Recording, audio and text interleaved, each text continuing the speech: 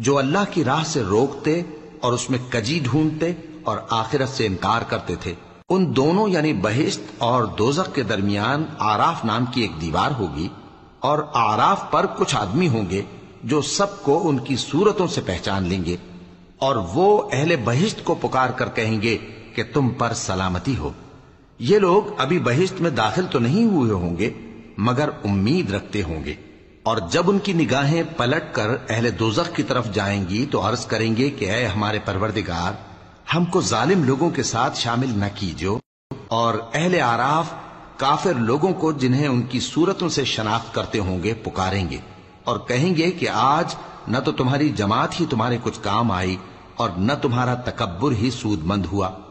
پھر مومنوں کی طرف اشارہ کر کے کہیں گے، کیا یہ وہی لوگ ہیں جن کے بارے میں تم قسمیں کھایا کرتے تھے کہ اللہ اپنی رحمت سے ان کی دستگیری نہ کرے گا؟ تو مومنوں، تم بہشت میں داخل ہو جاؤ، تمہیں کچھ خوف نہیں اور نہ تم کو کچھ رنج و غم ہوگا۔ اور دوزخی بہشتیوں سے گڑ گڑا کر کہیں گے کہ کسی قدر ہم پر پانی بہاؤ، یا جو رزق اللہ نے تمہیں عنایت فرمایا ہے اس میں سے کچھ ہمیں بھی دو۔ وہ جواب دیں گے کہ اللہ نے یہ دونوں نعمتیں کافروں پر حرام کر دی ہیں، جنہوں نے اپنے دین کو تماشا اور کھیل بنا رکھا تھا اور دنیا کی زندگی نے ان کو دھوکے میں ڈال رکھا تھا۔ تو جس طرح یہ لوگ اپنے اس دن کے آنے کو بھولے ہوئے اور ہماری آیتوں سے منکر ہو رہے تھے، اسی طرح آج ہم بھی انہیں بھلا دیں گے۔ اور ہم نے ان کے پاس کتاب پہنچا دی ہے جس کو علم و دانش کے ساتھ کھول کھول کر بیان کر دیا ہے، اور وہ مومن لوگوں کے لیے ہدایت اور رحمت ہے۔ کیا یہ لوگ اس کے مضمون ظاہر ہونے کے منتظر ہیں؟ جس دن اس کا مضمون ظاہر ہو جائے گا تو جو لوگ اس کو پہلے سے بھولے ہوئے ہوں گے وہ بول اٹھیں گے کہ بے شک ہمارے پروردگار کے رسول حق لے کر آئے تھے، بھلا آج ہمارے کوئی سفارشی ہیں کہ ہماری سفارش کریں، یا ہم دنیا میں پھر لوٹا دیے جائیں کہ جو عمل بد ہم پہلے کرتے تھے وہ نہ کریں بلکہ ان کے سوا دوسرے عمل کریں۔ بے شک ان لوگوں نے اپنا نقصان کیا، اور جو کچھ یہ افترا کیا کرتے تھے ان سے سب جاتا رہا۔ کچھ شک نہیں کہ تمہارا پروردگار اللہ ہی ہے جس نے آسمانوں اور زمین کو 6 دن میں پیدا کیا، پھر عرش پر جلوہ افروز ہوا۔ وہی رات کو دن کا لباس پہناتا ہے کہ وہ اس کے پیچھے دوڑتا چلا آتا ہے، اور اسی نے سورج اور چاند اور ستاروں کو پیدا کیا، سب اس کے حکم کے مطابق کام میں لگے ہوئے ہیں۔ دیکھو سب مخلوق بھی اسی کی ہے اور حکم بھی اسی کا ہے۔ اللہ رب العالمین بڑی برکت والا ہے۔ لوگوں، اپنے پروردگار سے عاجزی سے اور چپ کے دعائیں مانگا کرو، وہ حد سے بڑھنے والوں کو دوست نہیں رکھتا، اور ملک میں اصلاح کے بعد خرابی نہ کرنا، اور اللہ سے خوف رکھتے ہوئے اور امید رکھ کر دعائیں مانگتے رہنا۔ کچھ شک نہیں کہ اللہ کی رحمت نیکی کرنے والوں سے قریب ہے، اور وہی تو ہے جو اپنی رحمت یعنی بارش سے پہلے ہواؤں کو خوشخبری بنا کر بھیجتا ہے، یہاں تک کہ جب وہ بھاری بھاری بادلوں کو اٹھا لاتی ہے تو ہم اس کو ایک مری ہوئی بستی کی طرف ہانک دیتے ہیں، پھر بادل سے بارش برساتے ہیں، پھر بارش سے ہر طرح کے پھل پیدا کرتے ہیں۔ اسی طرح ہم مردوں کو زمین سے زندہ کر کے باہر نکالیں گے۔ یہ آیات اس لیے بیان کی جاتی ہیں تاکہ تم نصیحت حاصل کرو۔ اور جو زمین پاکیزہ ہے اس میں سے سبزہ بھی پروردگار کے حکم سے نفیس ہی نکلتا ہے، اور جو خراب ہے اس میں سے جو کچھ نکلتا ہے ناقص ہوتا ہے۔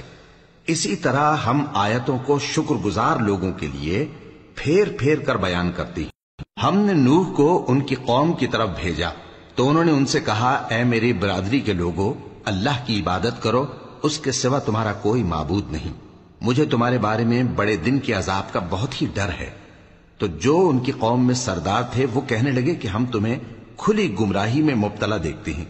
فرمایا، اے قوم، مجھ میں کسی طرح کی گمراہی نہیں ہے، بلکہ میں پروردگار عالم کا پیغمبر ہوں، تمہیں اپنے پروردگار کے پیغام پہنچاتا ہوں اور تمہاری خیر خواہی کرتا ہوں، اور مجھ کو اللہ کی طرف سے ایسی باتیں معلوم ہیں جن سے تم بے خبر ہو۔ کیا تم کو اس بات سے تعجب ہوا ہے کہ تم میں سے ایک شخص کے ذریعے تمہارے پروردگار کی طرف سے تمہارے پاس نصیحت آئی تاکہ وہ تم کو ڈرائے اور تاکہ تم پرہیزگار بنو اور تاکہ تم پر رحم کیا جائے؟ مگر ان لوگوں نے ان کی تکذیب کی تو ہم نے نوح کو اور جو ان کے ساتھ کشتی میں سوار تھے ان کو تو بچا لیا، اور جن لوگوں نے ہماری آیتوں کو جھٹلایا تھا انہیں غرق کر دیا۔ کچھ شک نہیں کہ وہ عقل کے اندھے لوگ تھے۔